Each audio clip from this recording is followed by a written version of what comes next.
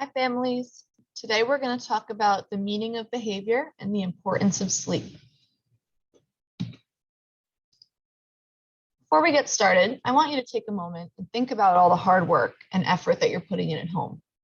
Take a minute to write down or say out loud an affirmation about what you've accomplished. Remember that there's brain science about how using affirmations are helpful in helping you feel strong and optimistic about changes.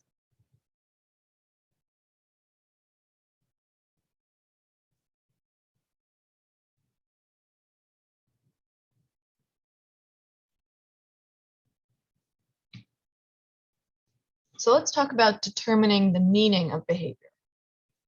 When children don't have an appropriate way to communicate a message, they engage in challenging behavior to get their needs met.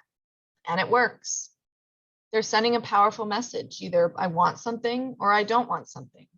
I'm trying to get something or I'm trying to avoid something. So the function of behavior is what a child is trying to communicate. What does this behavior mean? So we need to become detectives. We need to think about what happened before or after the behavior. Even though it might seem like it, challenging behaviors don't just occur out of the blue. They mean something. So our goal is to identify the meaning of those behaviors so we can create a plan to reduce the challenging behaviors and teach your child new skills on how to get their needs met.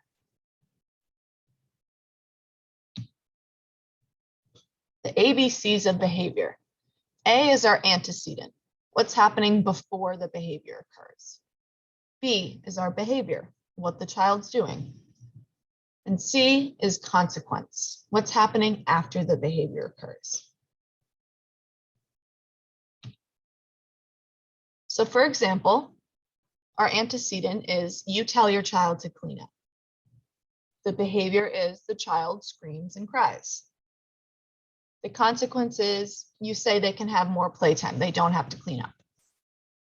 So the meaning of that behavior, the function, is for your child to avoid cleaning up and to get access to more playtime, which is exactly what happened when they screamed and cried.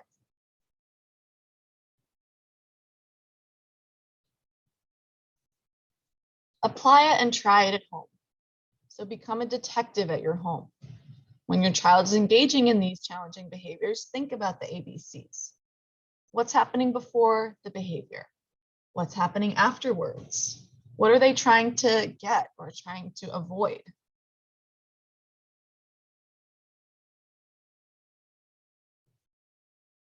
Develop some household rules.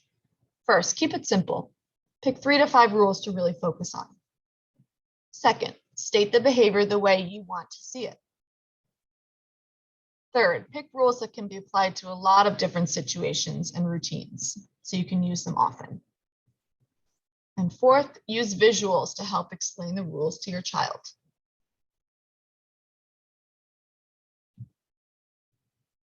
And then we have to teach the rules. So first, use show and tell. Show and tell your child how to use and follow the rules. Model it for them. Practice makes perfect, so allowing a lot of opportunities throughout the day for your child to practice. And then notice when your child is actually following the rules and celebrate them.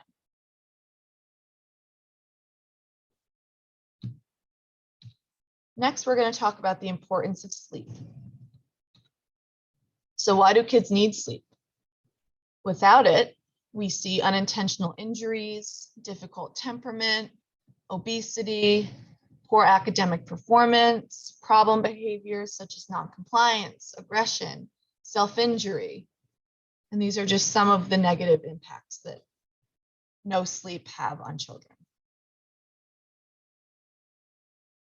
So some common questions that we're going to explore today are, does your child go down for a nap easily? Does your child constantly seek out your attention? Does your child want to sleep with you or have you lie with them? And does your child have a hard time settling down for bedtime?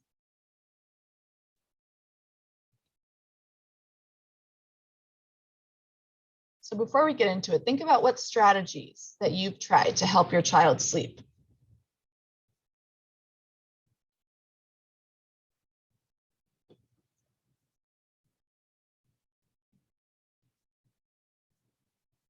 First, we're going to focus on prevention and talk about behavioral strategies for prevention.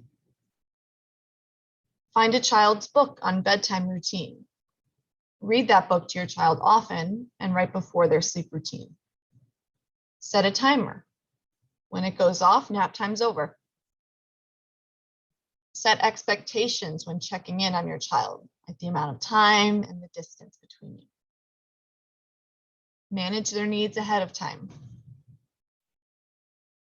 If they're transitioning to a new room or a new bed, maybe practice by putting dolls or stuffed animals into the bed, or just playing in the new room to get them comfortable.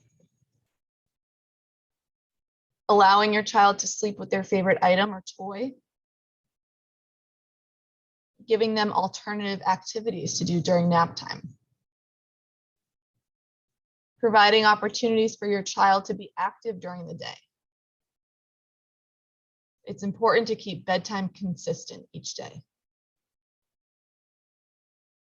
Assess if your child needs a nap or can just go to bed earlier. And create visuals, first then boards, schedules. Visuals are helpful for children. Now we'll talk about prevention using sensory strategies. Things like heavy work and movement, carrying and pushing heavy objects before bed, deep pressure, getting a massage or vibration, any kind of tactile play, sensory box, things in the bath. And consider any environmental changes you can make, maybe reducing the clutter in their room, making it darker, a more comfortable temperature, play soothing music or a white noise, using a nightlight or a diffuser, turning on the fan, just making sure that they're comfortable. And avoid technology an hour before bed. Use things like calming sensory bottles or other visuals. And remember, whatever strategy that you add during sleep time, whether it's behavior or sensory, that stimulus must be presented or available throughout the night.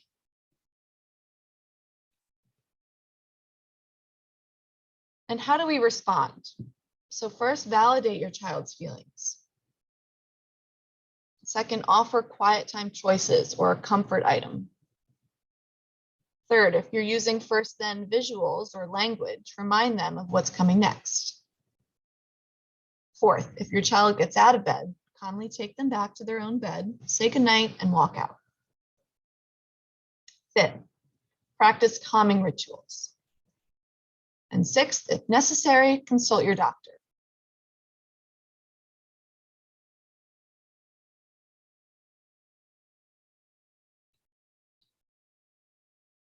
And then we have to teach. We have to teach your child to stay in bed and stay asleep.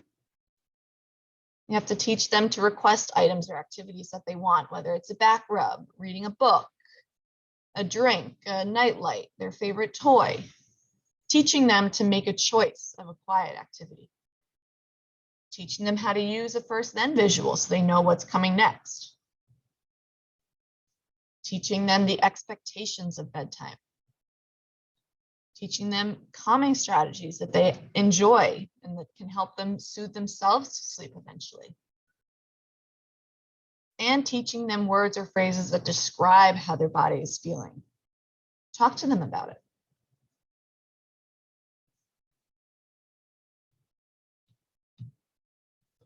And if you're feeling overwhelmed by all these strategies, just pick one to get started.